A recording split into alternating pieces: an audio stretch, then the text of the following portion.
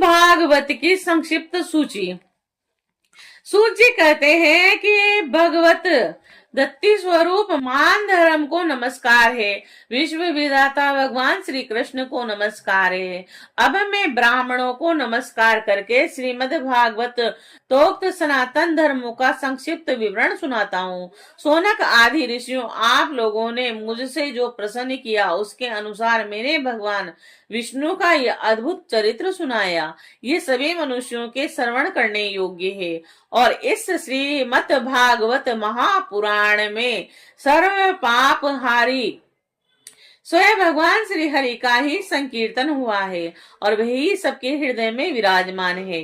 सबकी इंद्रियों के स्वामी और प्रेमी भक्तों के जीवन धन है और इस श्रीमद् भागवत महापुराण में परम रहस्यमय अत्यंत गोपनीय ब्रह्म तत्व का वर्णन हुआ है और उस ब्रह्म में ही इस जगत की उत्पत्ति, स्थिति और प्रलय की प्रीति होती है और इस पुराण में उसी परम तत्व का अनुभवात्मक ज्ञान और उनकी प्राप्ति साधनों का स्पष्ट निर्देश है। सोनक जी, इस महापुराण के प्रथम स्कंद में भक्ति योग का भली भांति निरूपण हुआ है और साथ ही भक्ति योग से उत्पन्न एवं उसको स्थिर रखने वाले वैराग्य का भी वर्णन किया गया है।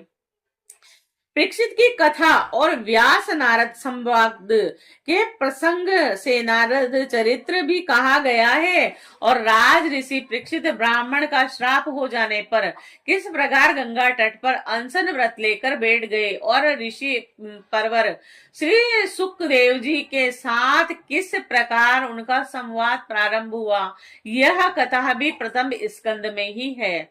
योग धारणा के द्वारा शरीर त्याग की विधि और ब्रह्मा नारद का संवाद, अवतारों की संक्षिप्त चर्चा तथा महत्व आदि के क्रम से प्राकृतिक सृष्टि की उत्पत्ति आदि विषयों का वर्णन द्वितीय स्कंद में हुआ है और तीसरे स्कंद में पहल विदुर जी और उद्धव जी के तदंतर विदुर तथा मैत्री जी के समागम और संवाद का प्रसंग है और इसके पश्चात पुराण संहिता के विषय में प्रसन्न है और फिर प्रलय काल में परमात्मा किस प्रकार स्थित रहते हैं और किसका निरूपण है और गुणों के सोम से प्राकृतिक सृष्टि और महत्व आदि 7 प्रकृति विकृतियों के द्वारा कार्य सृष्टि का वर्णन है और इसके बाद ब्रह्मांड की उत्पत्ति और उससे विराट पुरुष की स्थिति का स्वरूप समझाया गया है।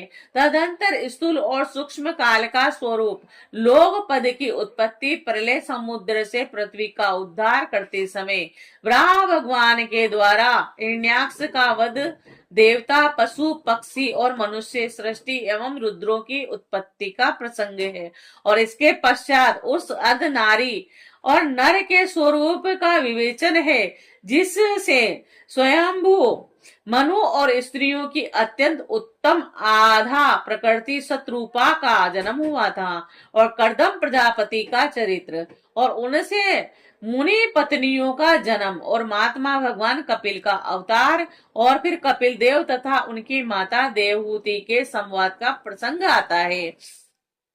चौथे स्कंद में महर्षि आदि 9 प्रजापतियों की उत्पत्ति और दक्ष यज्ञ का विध्वंस और राज ऋषि ध्रुव का एवं पृथु का चरित्र तथा प्राचीन बही और नारद जी के संवाद का वर्णन है।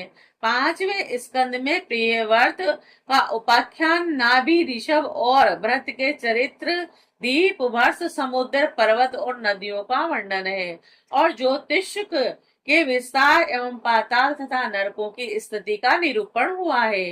सोनक जी, ऋषियों ने छठे स्कंद में विषय आए हैं पचेताओं से दक्ष की उत्पत्ति और दक्ष पुत्रियों की संतान, देवता, असुर, मनुष्य, पशु, पर्वत और पक्षियों का जन्म क्रम, वृत्तासुर की उत्पत्ति और उसकी परम गति और अब 12वें स्कंद में विभिन्न युगों के लक्षण और उनमें रहने वाले लोगों के व्यवहार का वर्णन किया गया है तथा यह भी बतलाया गया है कि कलयुग में मनुष्यों की गति विपरीत होती है।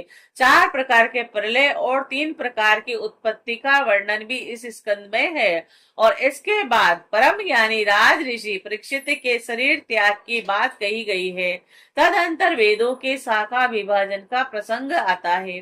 मार्कंडे जी की सुंदर कथा, भगवान के अंग उपांगों तथा स्वरूप का कथन और उसके अंत में विश्वात्मा भगवान सूर्य के गणों का वर्णन है। और सोनक आदि ऋषियों, आप लोगों ने इस सत्संग के अवसर पर मुझसे जो कुछ पूछा था उसका वर्णन मैंने कर दिया है। और इसमें संदेह नहीं कि इस अवसर पर मैंने हर तरह से भगवान की लीला और उनके अवतार चरित्रों का ही संकीर्तन किया है। जो मनुष्य गिरते पड़ते फिसलते, दुख भोगते अथवा छींकते समय विवशता से भी ऊंचे स्वर से बोल उठता है, हरे नमः, यह वह सब पापों से मुक्त हो जाता है। और यदि देश काल एवं वस्तु से अपरिच्छिन्न भगवान श्री कृष्ण के नाम, लीला, गुण आदि का संकीर्तन किया जाए अथवा उनके प्रभाव, महिमा आदि का श्रवण किया जाए, तो वे स्वयं ही हृदय में आ विराजते हैं और श्रवण तथा कीर्तन करने वाले पुरुषों के सारे दुख मिटा देते हैं। ठीक वैसे ही जैसे सूर्य अंधकार को और आंधी बादलों को तितर बितर कर देती है।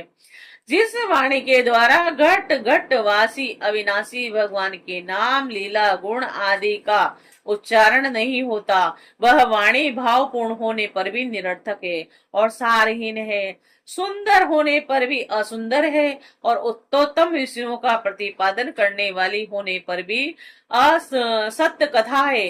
जो वाणी और वचन भगवान के गुणों से परिपूर्ण रहते हैं, वे ही परम पावन है और वे ही मंगलमय है और वे ही परम सत्य हैं। जिस वचन के द्वारा भगवान के परम पवित्र यश का गान होता है, वही परम रमणीय है, रुचिकर है और प्रतिक्षण नया नया जान पड़ता है।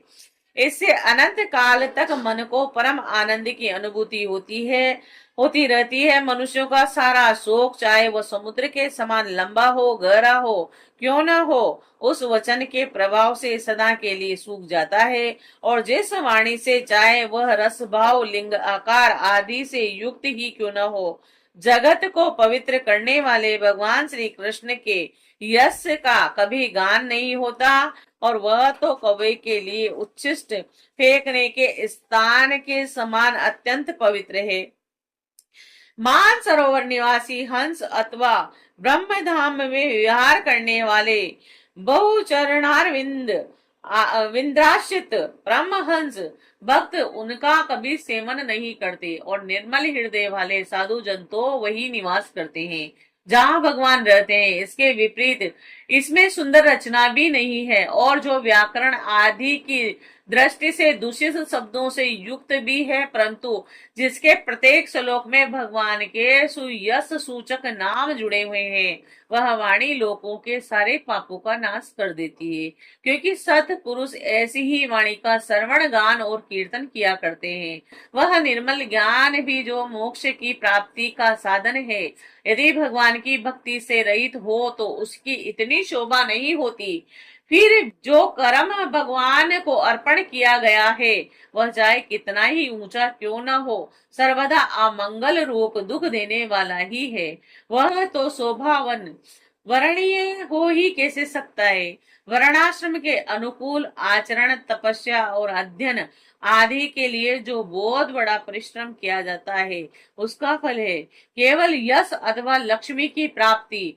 परंतु भगवान के गुण, लीला, नाम आदि का श्रवण, कीर्तन आदि तो उनके श्री चरण कमलों की अविचल स्मृति प्रदान करता है।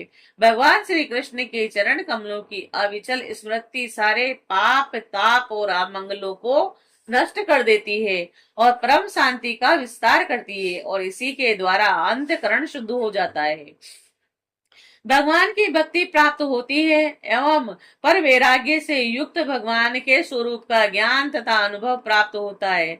सोनक आदि ऋषियों, आप लोग बड़े भाग्यवान हैं, धन्य है, क्योंकि आप लोग बड़े प्रेम से निरंतर अपने हृदय में सर्वात्मयामी, सर्वात्मा, सर्वशक्तिमान आदि देव, सबके आराध्य देव एवं से दूसरे आराध्य देव से रहित नारायण भगवान को स्थापित करके भजन करते रहते हैं। और जिस समय राज ऋषि परीक्षित अनशन करके बड़े बड़े ऋषियों की भरी सभा में सबके सामने श्री सुखदेव जी महाराज से श्रीमद् भागवत की कथा सुन रहे थे, उसी समय वहीं बैठकर मैंने भी उन्हीं परम ऋषि के मुख से इस आत्म तत्व का श्रवण किया था, और आप लोगों ने उनका स्मरण कराकर मुझ पर बड़ा अनुग्रह किया, और मैं इसके लिए आप लोगों का बड़ा ऋणी हूँ। और सोनक आदि ऋषियों भगवान वासुदेव की एक एक लीला सर्वदा श्रवण कीर्तन करने योग्य है। मैंने इस प्रसंग में उन्हीं की महिमा का वर्णन किया है, जो सारे अशुभ संस्कार धो बहाती है।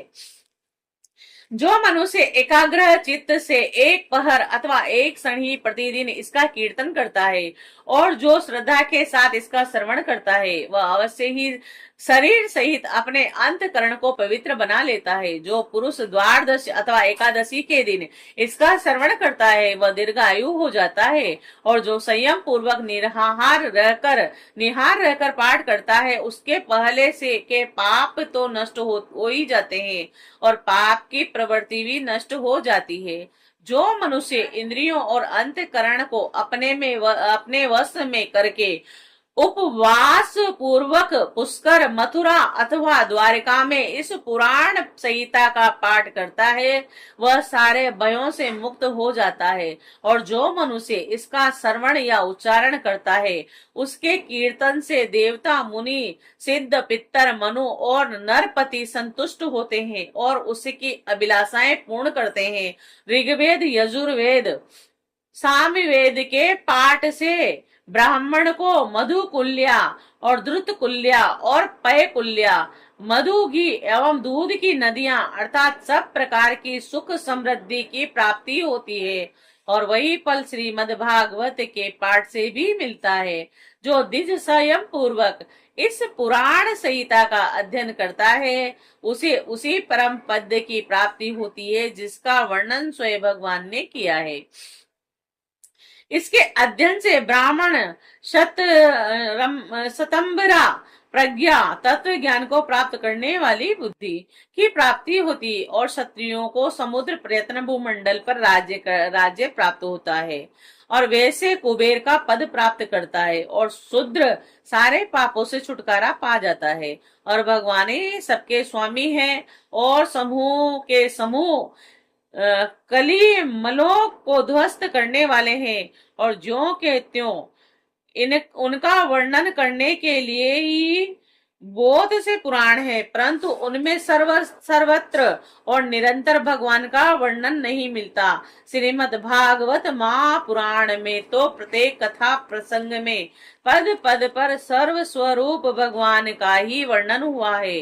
वे जन्म, मृत्यु आदि विकारों से रहित हैं, देश काल आदि कृत परिच्छदों से मुक्त एवं स्व आत्म तत्व ही हैं।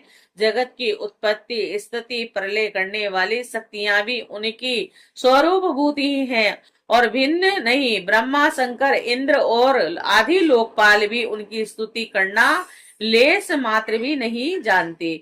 और उन्हीं एक रस सचिदानंद स्वरूप परमात्मा को मैं नमस्कार करता हूँ, जिन्होंने अपने स्वरूप में ही प्रकृति आदि 9 शक्तियों का संकल्प करके इस चराचर जगत की सृष्टि की है, और जो इसके अधिष्ठान रूप से स्थित है, तथा जिनका परम पद केवल अनुभूति स्वरूप है। और उन्हीं देवता के आराध्य देव सनातन भगवान के चरणों में मैं नमस्कार करता हूँ। श्री सुखदेव जी महाराज अपने आत्मानंद में निमग्न थे, और इस अखंड अद्वितीय स्थिति से उनकी भेद दृष्टि सर्वथा निवृत्त हो चुकी थी, और फिर भी मुरली मनोहर श्याम सुंदर की मधुमयी मंगलमयी मनोहारिणी लीलाओं ने उनकी वृत्तियों को अपनी ओर आकर्षित कर लिया, और उन्होंने जगत के प्राणियों पर कृपा करके भगत तत्व को प्रकाशित करने वाले इस महापुराण का विस्तार किया। मैं उन्हीं सर्व पाप हारी व्यास नंदन भगवान श्री सुखदेव जी के चरणों में प्रणाम नमस्कार करता हूँ।